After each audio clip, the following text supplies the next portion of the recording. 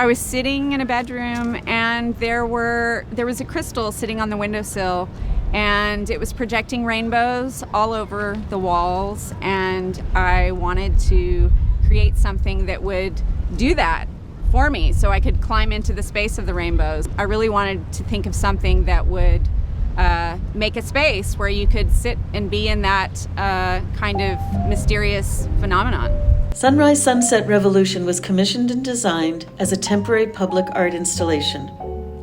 Originally, it was located on an open plaza at the south end of Battery Park City.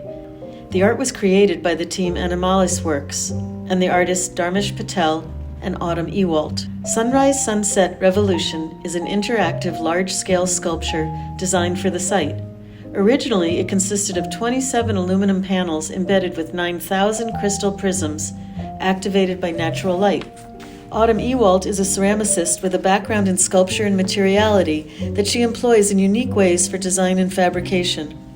And Dharmesh Patel is an architect who uses his design skills to integrate art into the urban fabric. The artwork's physical and poetic relationship with nature echoes that of Battery Park City. Its ephemeral impact invites the public to slow down and experience a sense of curiosity and wonder. At different times, early and late in the natural course of a day, as the earth revolves, sunlight is refracted through the glass prisms, and this creates the individual colors in the spectrum. The artists believe strongly in the power of beauty and the capacity of public art to leave an extraordinary impression on something that might otherwise only be ordinary, and the power of art to see and relate to the city and each other in new ways. I'm Ewalt. Nice to meet you. I shouldn't say that. This is the second iteration of the concept. I originally made a sculpture called Hyperprism for the Austin Art in Public Places program, and it was shown in 2 different public parks as well as in front of the O. Henry Museum during South by Southwest. And we were approached to do a project for Battery Park City Authority, and we had the sculpture in mind to create a larger iteration of that with many panels. So that was the origin for Sunrise Sunset Revolution. For Battery Park City, we were given a really large plaza to create a piece specifically for the space. So it allowed us to explore the concept greater, and we created three rows of 9 panels. And if you line them all up together, they would create kind of a semicircle, alluding to a sunset, hence the title Sunrise Sunset Revolution. The purpose of public art is to create something new and that can awaken the space, it awakens a viewer, and living with art, like living in a city that has public art, it allows people to touch the art.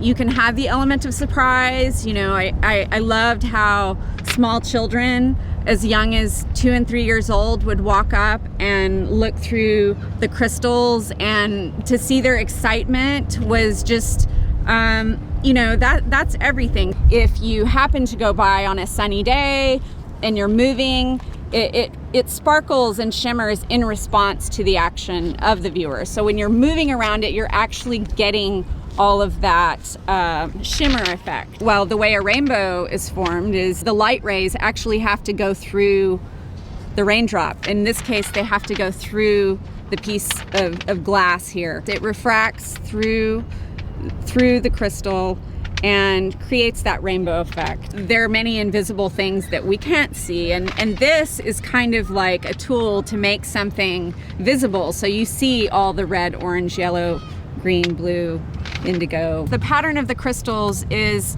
the Fibonacci sequence, or the golden ratio, which starts small and it gets larger and larger, like a nautilus shell or the inside of a sunflower or the way a rose blooms. And that structure is stronger than many other structures in nature. And speaking of strength, we had to design this to withstand the elements, rain, snow, wind, all of the elements. It's very hard. We knew that people were going to engage with it physically. That's what happens with public sculpture, and it's encouraged. I mean, that is, that's why it's here, and that's what makes public art more fun in some ways than art in the museums. And the beautiful thing about having a sculpture in public is that you can engage with it 24 hours a day. You can touch it. You can have photographs in front of it. We saw so many posts of people of all ages from different countries. Like a small child might run up to this and see the rainbows, and that's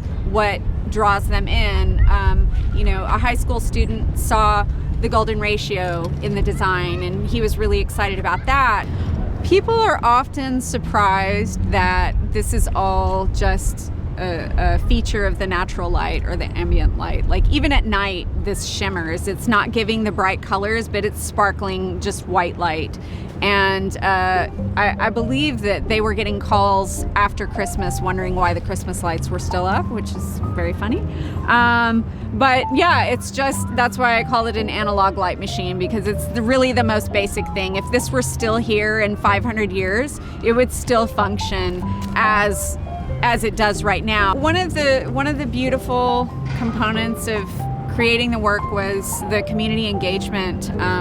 We were able to meet for one morning with, I don't know, maybe 30 or 40 people, volunteers from high schools, from all over, senior citizens, they were all ages. And we had 54 sheets of metal laid out in increments, of course, and laying out the crystals, and then we'd lay the other panel on top of that and screw them. So they're basically compressing the crystals and holding them in place. And we had many members of the community helping us to do that, which it's just another element of what public art can do to show people what is possible.